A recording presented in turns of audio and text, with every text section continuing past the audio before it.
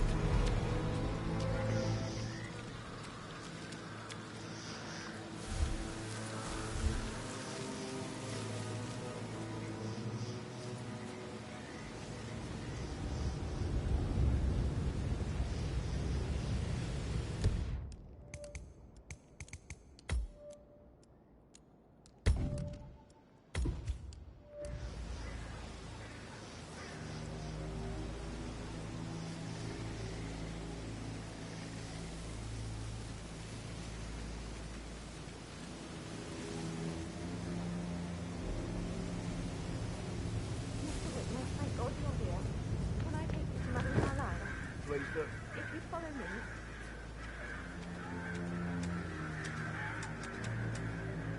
I know I oughtn't say anything, but I'm so relieved you're here. Everything's just so strange.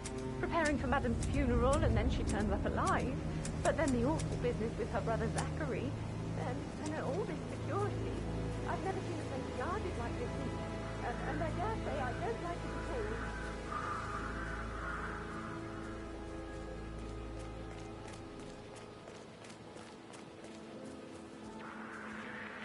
Huh? This is what I need. You have to be patted down before you see Madame Carlyle. Stand by to stand by.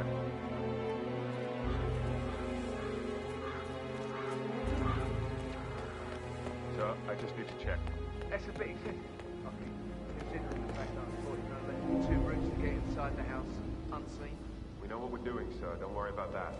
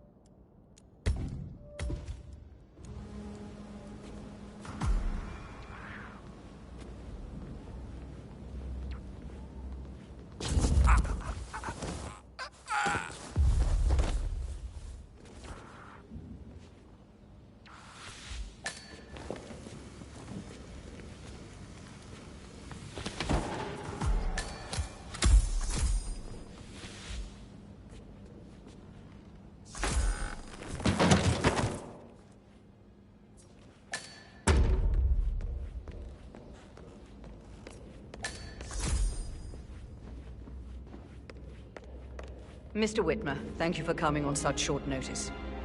A great tragedy has fallen upon us, and I need a quick resolution, handled with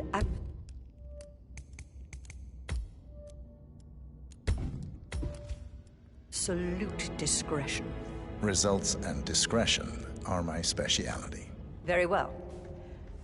I suppose you will want to start at the crime scene.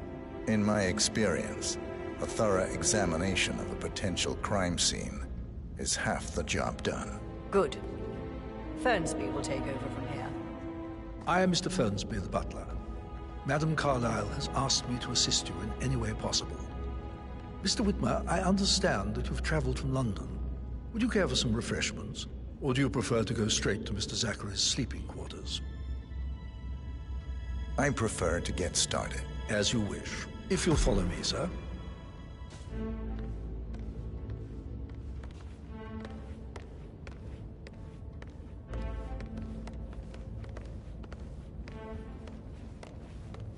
I feel obliged to point out that current affairs surrounding Madame Carlyle are of a delicate nature. You may be familiar with the recent announcement of her death.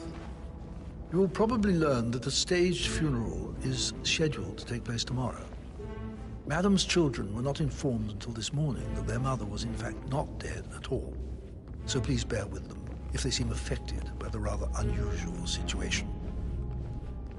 I trust I do not need to remind you that there will be consequences if word gets out that Madame Carlyle is still alive. I'll consider her dead when I leave. Before you inspect the crime scene, I will tell you this. The case concerns the death of Mr. Zachary, Madame Carlyle's younger brother. He was found dead in his bed this morning. The door was locked from the inside, and a suicide letter was found in his room. However, Madame Carlyle suspects foul play and will not accept that he took his own life.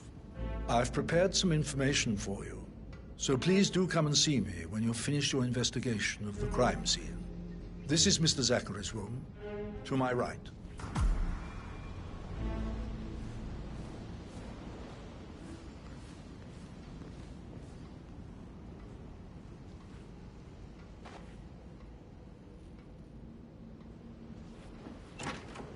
A locked room murder mystery, 47. I trust you'll get to the bottom of this. Why don't you use your camera to scan the dead body, 47?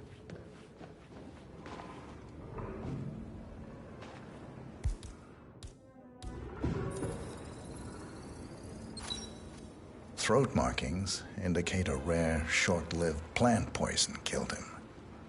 Spread shows time of death at around 10 o'clock last night. You do know your poisons, 47.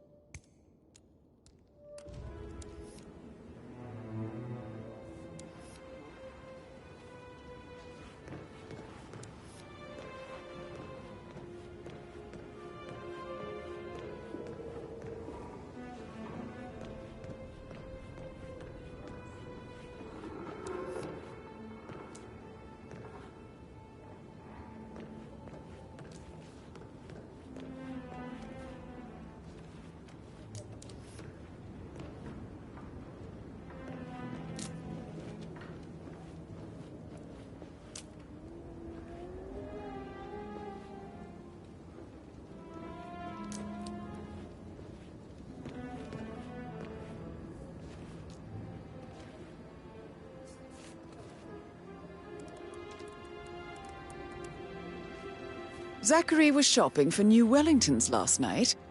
Not exactly what you would expect from someone suicidal.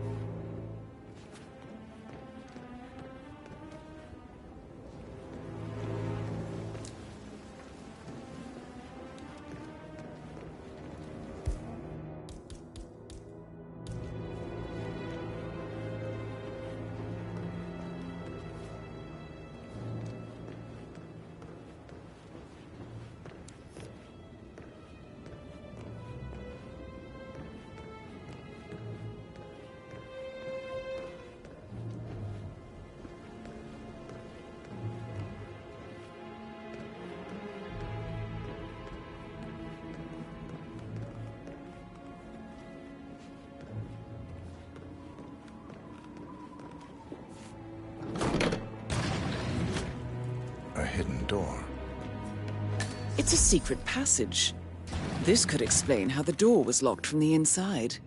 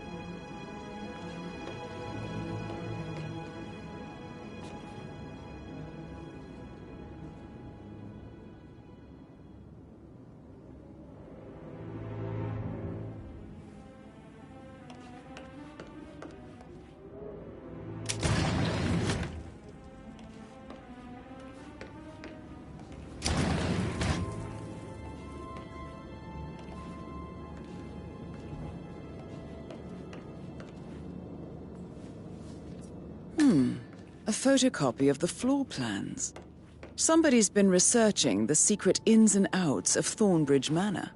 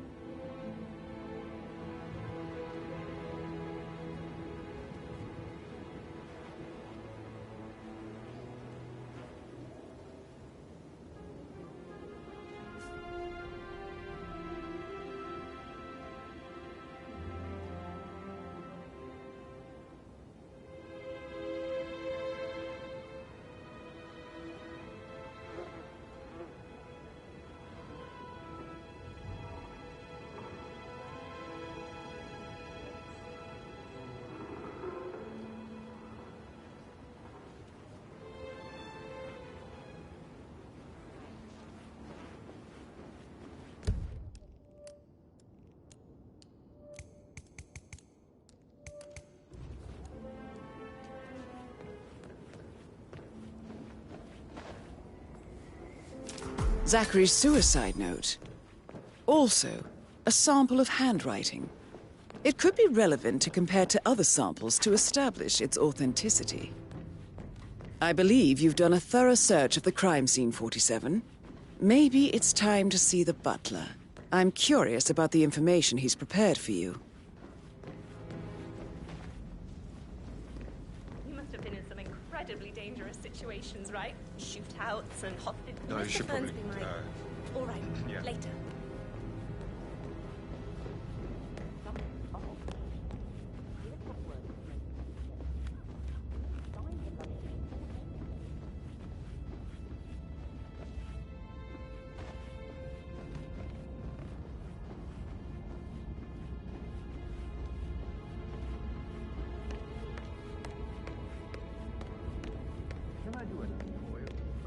Yes, actually. Could you speed up time so I don't die from boredom? I fear I may not... Mr. Fernsby, I'm done with the crime scene. Did you establish a time of death? Zachary died around 10 o'clock last night. Well, that means the staff were off duty.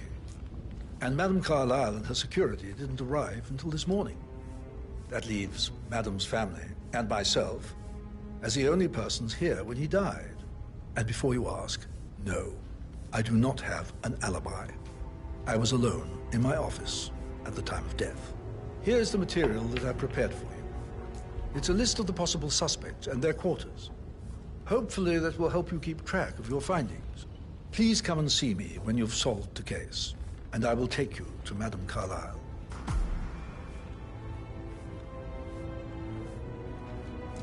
Yes. This is very useful information, 47.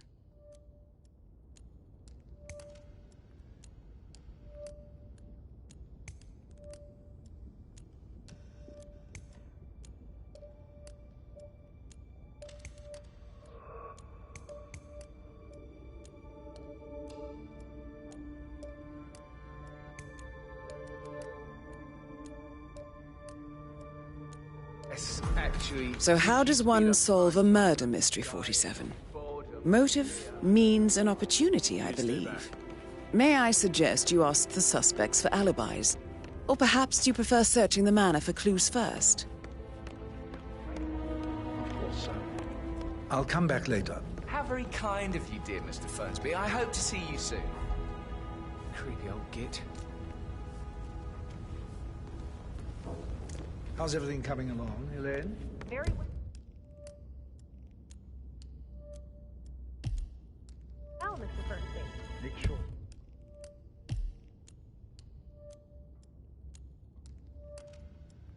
Will you focus on your work?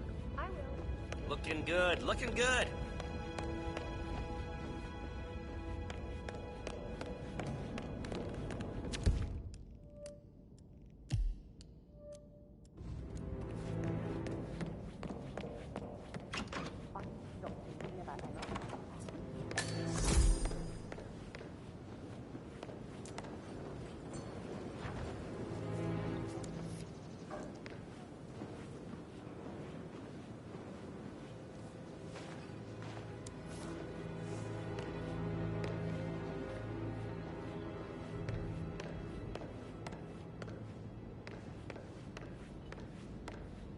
You always led by example rather than by words and meaningless gestures.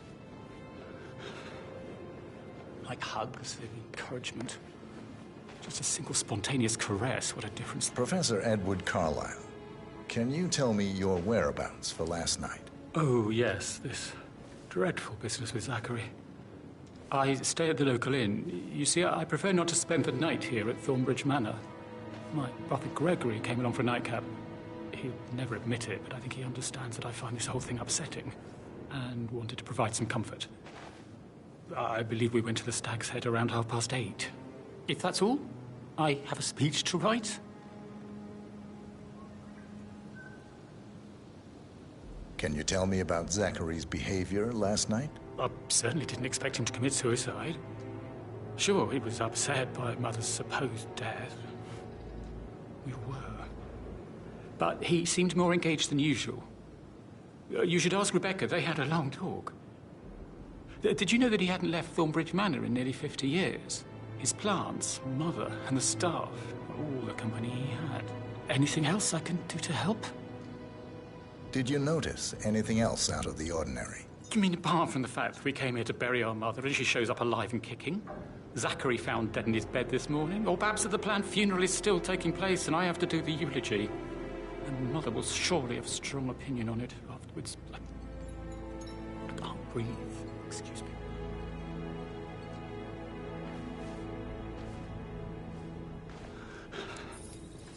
Like hugs, encouragement. Just a single spontaneous caress, what a difference that would have made. Right.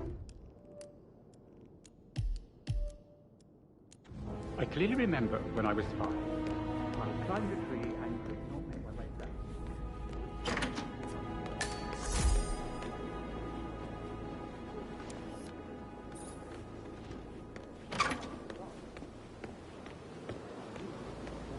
Slow down. So you are fine.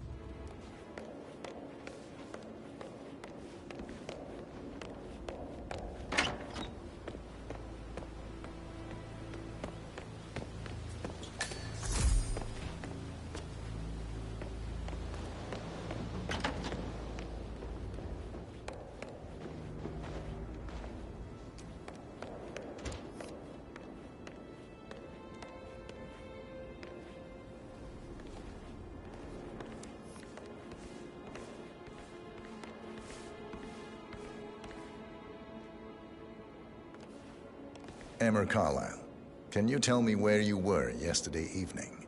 Surely I'm not a suspect. I need to account for everyone. Well, I spent the evening with my family, but I got an awful migraine and had to take to bed. Everyone can attest to that. I believe I went up when the boys sat down for a drink around 8 o'clock. Is that all? How did you feel about Zachary? I might as well be honest. His presence was always awkward.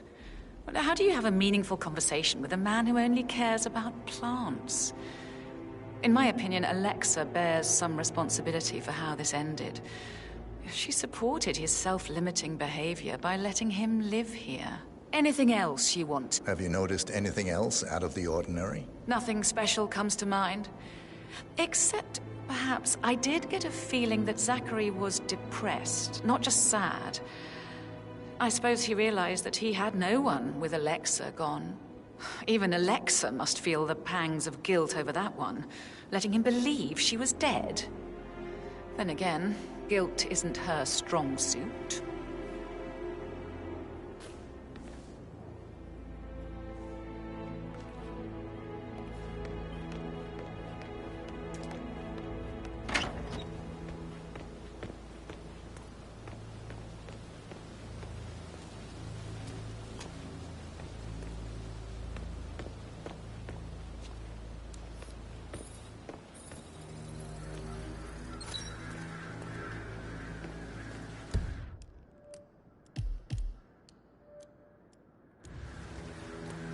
Bad news, I'm afraid. We don't have any extra fuses. Ethel looked everywhere. God. No power, no point.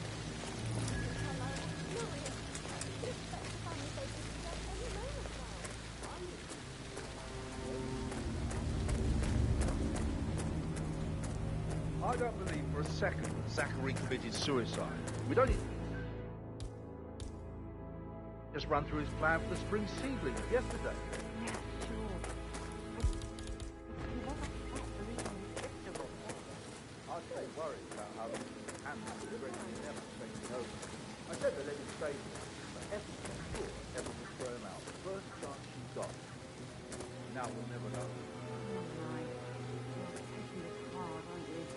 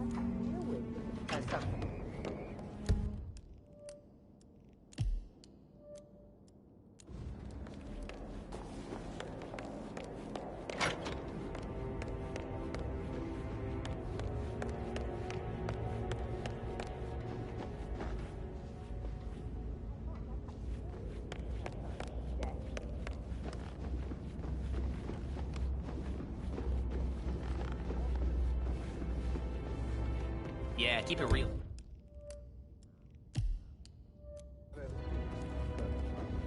Finally, something amusing happened. With a handsome face like that, I bet you would. Actually, That door leads to Emma and Gregory's room.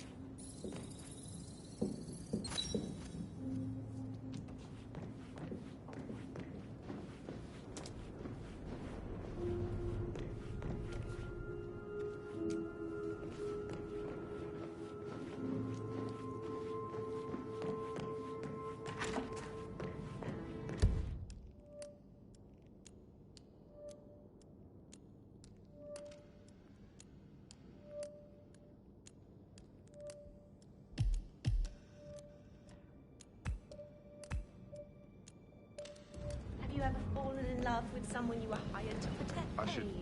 So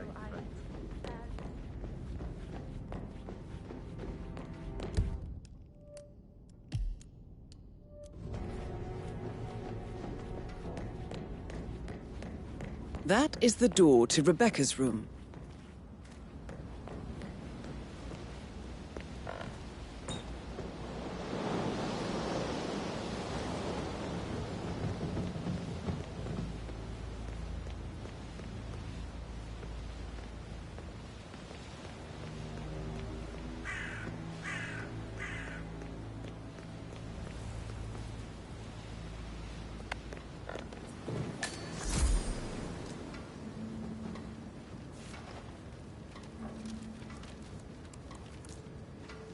I can see from the log that Rebecca was in a conference call from 9 p.m. to midnight last night.